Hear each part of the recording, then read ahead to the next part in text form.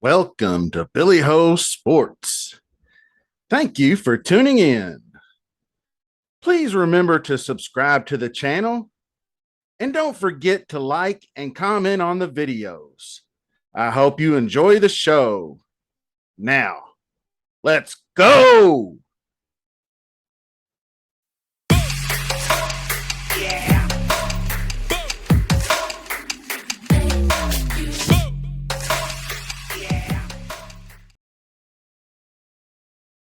Hello, Billy Ho here, coming at you week 3 DraftKings Main Slate NFL. Today we are going to talk running backs.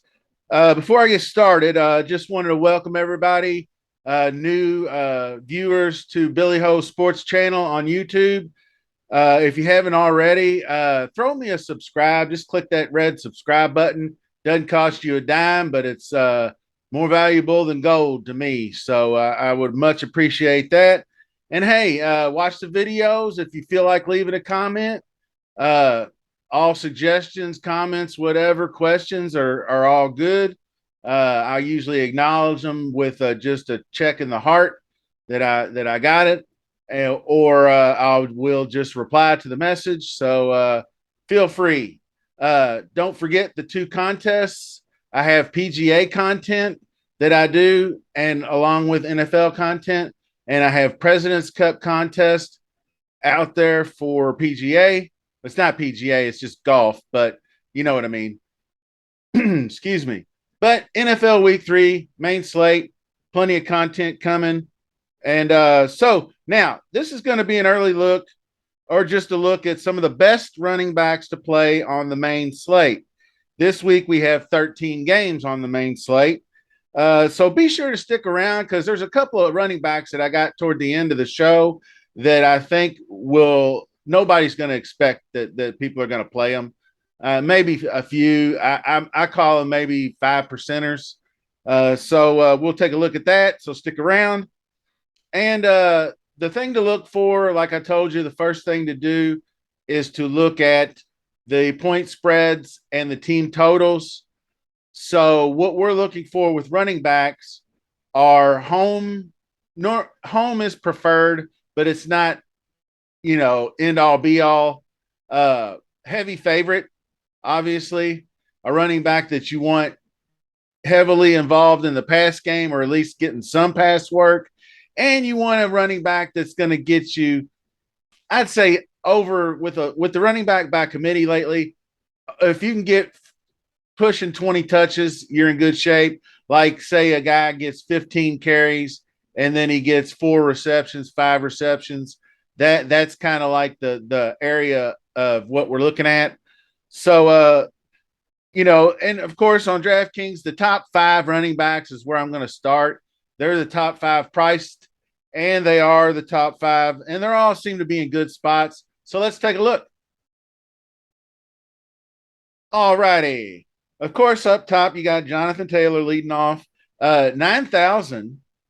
And of course, we all know he got completely scripted out of the game because the Colts just were god awful last week on the road at Jacksonville. Had a little rain, and Jacksonville plays good at home. They're probably pretty excited.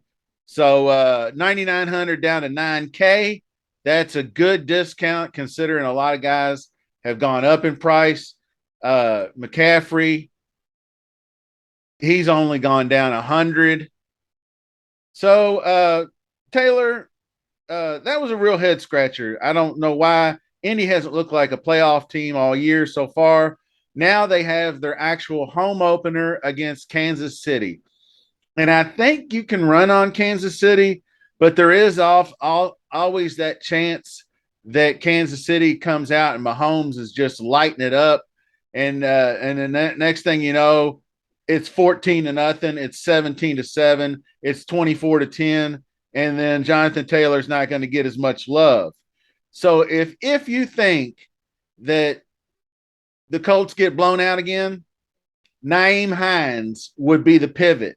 He's a little cheaper down there in the 5K range because he'll be in on passing down situations and he'll get more involved. And you never know. So it's I kind of I'm wishy-washy on Taylor right now. So the O line's not look too good. I think he'll have a productive day, but I don't see him like breaking the slate.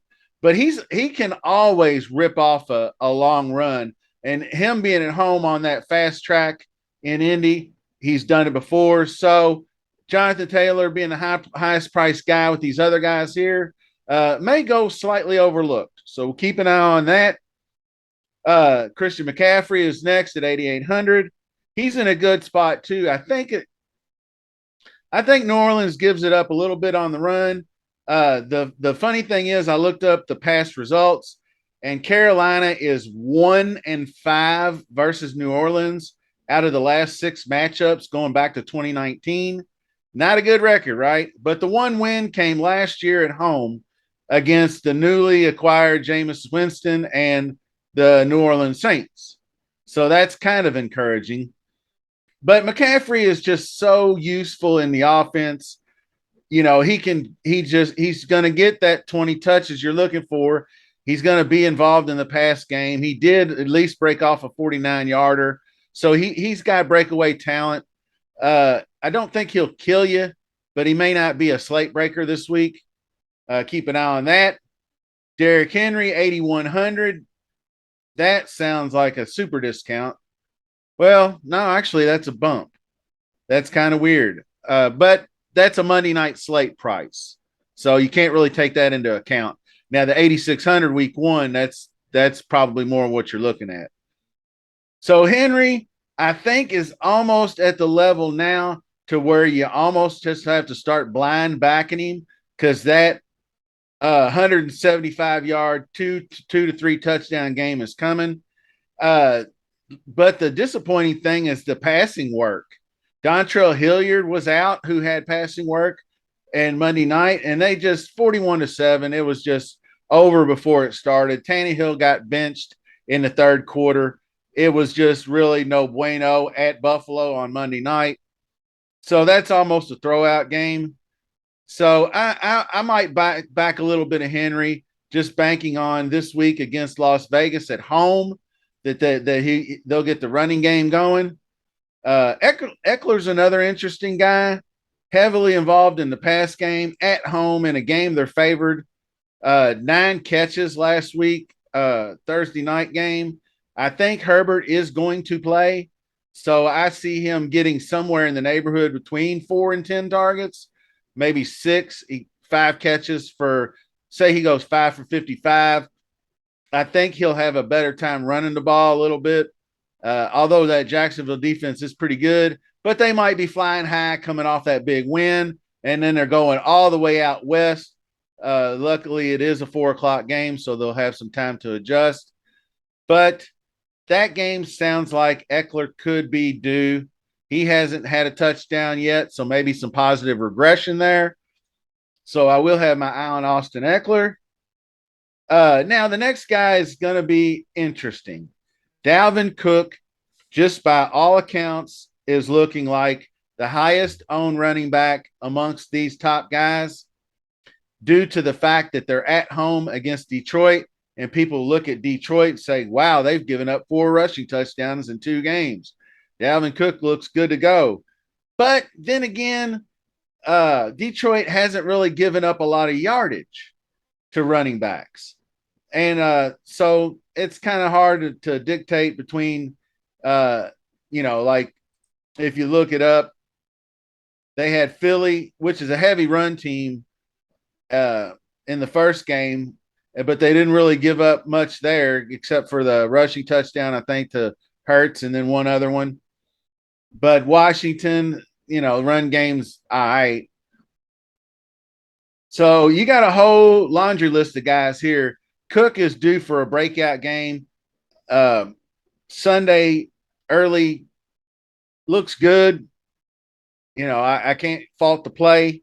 So we'll keep an eye on the ownership because then if you drop down to 7,600, you get Joe Mixon on the road at the Jets. Aaron Jones coming off a monster game. DeAndre Swift, who's looking, by all accounts, he only had 5 rushes in that game, but he had 56 yards and he had a touchdown through the air. So that was kind of an odd game. He was limited, but he they did say he would be limited. So I guess he luck boxed the touchdown. So that's going to be kind of hard. He doesn't have an injury designation this week, but I think I'll play a wait and see. I think the play there is Amon-Ra St. Brown. So I'm going to probably pass on Swift. Kamara, if I don't know what his health situation is, he's got it's a rib injury, so he might be okay this week. Keep an eye on that. The next guy, playoff Lenny, Green Bay, seems to be the defense is not all it's cracked up to be. So playoff Lenny could be getting some love. He's been having massive. I mean, this guy's getting 25 touches a game. So a little bit, I'd like to see him a little bit more involved in the pass work. 2 for 4 yards is crap, but they were at New Orleans, which they always have a hard time. And Dallas has proven to be a really good defense. They struggled there as well. That was a field goal fest. So they may cut loose on Green Bay. You know, last time I think I remember Green Bay coming into Tampa Bay, it didn't go so well for the Pack. So I think Fournette, if you want to just skip all these high priced guys, you can hit up Fournette at 6,500. I think I'll probably pass on Gibson and Edwards-Helaire. He's an interesting call because he just seems to break off one, and then he's getting touchdowns. So 2 passing touchdowns in that blowout win at Arizona is interesting. So we might circle back to that. I think I'm personally 75% sure James Conner is going to be out. I want to say it was a high ankle sprain. He's still day to day, but he left that game and didn't come back. So he's going to be out. And there's a couple of guys I'll mention in a little bit that might be plays there.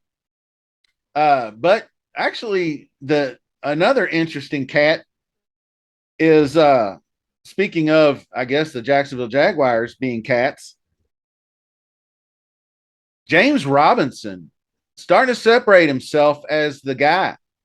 The 24-0 blowout, you would have thought that Etienne would have had a lot more time in the saddle, but maybe they're just getting James Robinson acclimated. They really seem to like him. And maybe the offensive line, sometimes these guys, they just prefer to block for a guy with the style of a James Robinson as opposed to Etienne. And maybe it's nothing personal. It's just maybe their running style. I don't know. A little bit more passing action. I don't know that they're I say this with a grain of salt. Trevor Lawrence has been much improved, so he's throwing the ball down the field more. So there may be less pass work for guys like James Robinson, but if he can get 2 or 3 for 20 or 30, you're getting there. Guy always seems to want to score a touchdown. So multiple touchdowns. They like to give it to him down by the goal line. You could do worse at 6,100. I think he'll go overlooked. I don't think people are on him yet as a play because he hasn't had super. We'll go back and look one more time. Like he hasn't cracked 20 yet. 19.9, 15.8. Now he has had a price bump. He was back-to-back 5,600. Now he's up 500. So that's one deterrent. Now the next guy down here is 5,900 and actually did seem to be reestablishing himself as well with another 15 carries. You know, he doesn't catch the ball out of the backfield that much, David Montgomery. But they were actually got blown out 27-10, and he still had 18 fantasy points without scoring a touchdown. So, you know, not bad. 122 yards rushing. He was doing pretty well. Houston is tied for the league lead, I believe, with Green Bay for the most rushing yards, 286 through 2 games. So that's a good sign. Chicago at home. They're going to want to protect Justin Fields as much as possible because that guy's not very good. So I think Monty is in play. I don't know that a lot of people noticed that either. So, and then you get into Madison, who's a backup, not getting a lot of love. Henderson, I think, Akers at 5,500 was the next guy I was going to even talk about anyway. Akers reestablished himself as the main running back after getting benched in week 1. So he would be a great swerve off of people stacking the Stafford Cup game stacks. So that will be likely popular.